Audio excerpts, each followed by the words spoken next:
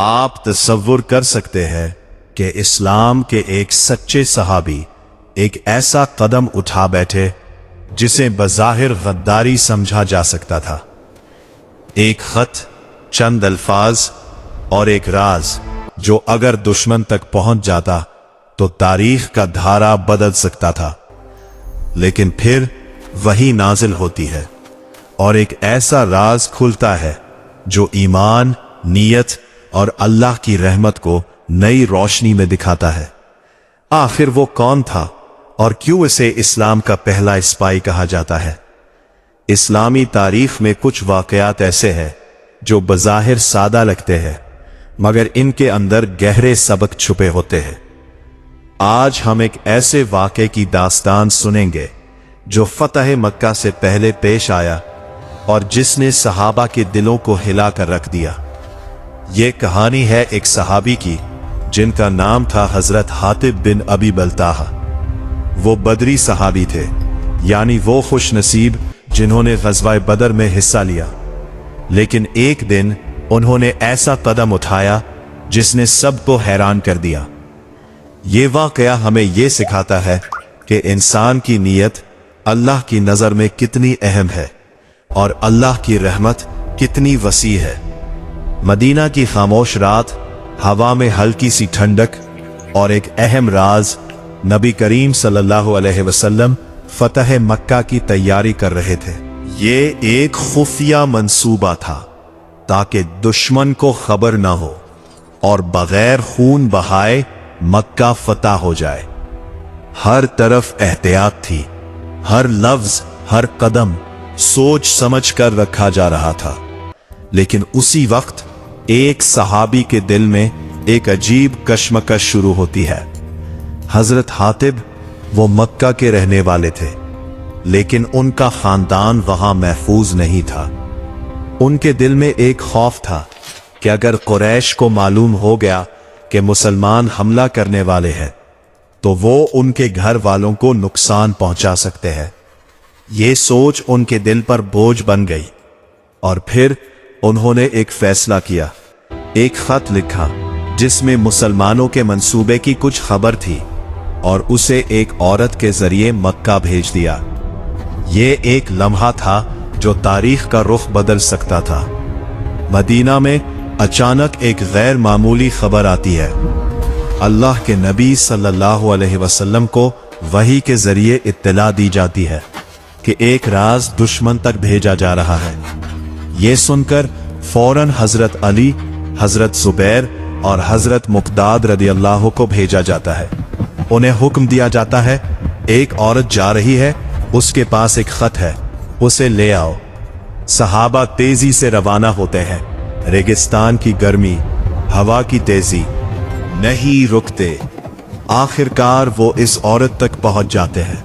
पहले वो इनकार करती है कि उसके पास कोई खत नहीं, लेकिन जब सहाबा सख्ती से कहते हैं तो वो अपने बालों में छुपाया हुआ खत निकालती है। ये एक सनसनीखेज लम्हा था। राज पकड़ा जा चुका था। मदीना में ये खत नबी करीम सल्लल्लाहु अलैहि सामने पेश किया जाता है। सहाबा के चेहरों पर हैरत और गुस्सा और दिलों में एक सवाल, ये किसने किया? जब नाम सामने आता है तो सब चौंक जाते हैं। हजरत हातिब बिन अबी बल्ताहा, ये वही सहाबी थे जो बद्र में शरीक हुए थे। हजरत उमर का चेहरा गुस्से से सुर्ख हो जाता है। वो कहते हैं, या रसूलुल्लाह, मुझे इजाजत दे, मैं इस मुनाफिक की गर्दन उड़ा दूं। फिजा में खामोशी छा जाती है। सबकी नजरें नबी करीम सल्लल्लाहु अलैहि वार पर जम जाती है। ये एक फैसला कुन लम्हा था। नबी करीम सल्लल्लाहु अलैहि वार को बुलाते हैं। वो आते हैं, दिल में खौफ, आंखों में निदामत। आप सल्लल्लाहु अलैहि वार पूछते हैं, ए हातिब, ये तुमने किया?